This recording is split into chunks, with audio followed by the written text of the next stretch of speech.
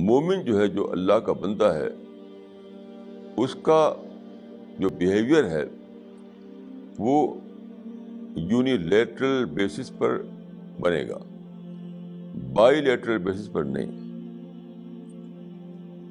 اسی کو ایک حدیث میں کہا گیا ہے کہ تم لوگ اما نہ بنو. اما کا مطلب یہ ہوتا ہے کہ جیسا وہ کرے گا ویسے میں بھی کروں گا.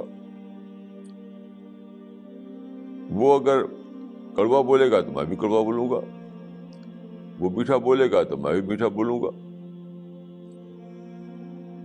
تو یہ اس کو کہوں گا میں کہ یہ بائی لیٹرل بیسس پر تعلق بنانا یہ طریقہ نہیں ہے, یہ ڈیوائن ایتھکس کا خلاف ہے. دیکھیے ڈیوائن ایتھکس جو ہے وہ بائی لیٹرل بیسس پر نہیں قائم ہوتا, وہ یونیلیٹرل بیسس پر ہوتا ہے.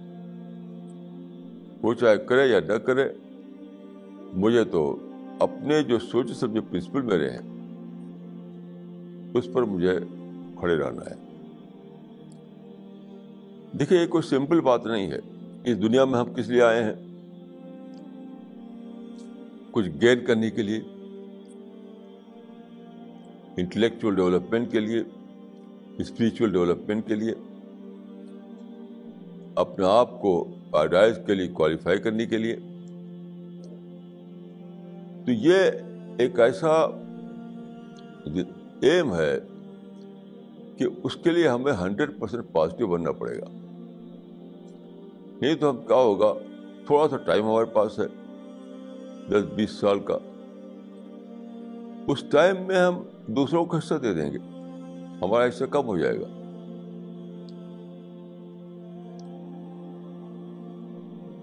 تو صرف یہی ایک ہی طریقہ ہے کہ اعراض کی پالیسی ہم اختیار کریں. اعراض کی پالیسی, اعراض کہتے ہیں اوائڈنس کو, اوائڈ کرنا. تو اسی بات کو سیکنڈ کیلف عمر فاروق نے کہا کہ امیت الباطل بالسمتیان ہو, باطل کو کل کرو اس کے بارے میں چپ رہ کر. یہ بہت ہی امپورٹنٹ ایڈوائس ہے. دوسرے شبدوں میں کہہ سکتا ہوں کہ اس کا مطلب یہ ہے کہ solve the problem of enmity by ignoring it. Solve the problem of enmity by ignoring it. یعنی دشمنی کے مسئلے کو حل کرو, اس کو نظر انداز کر کے, اس کو اگنور کر کے. کتنا سمپل ہے یہ, آپ سوچئے کہ کتنا سمپل ہے یہ فارمولا. اگر آپ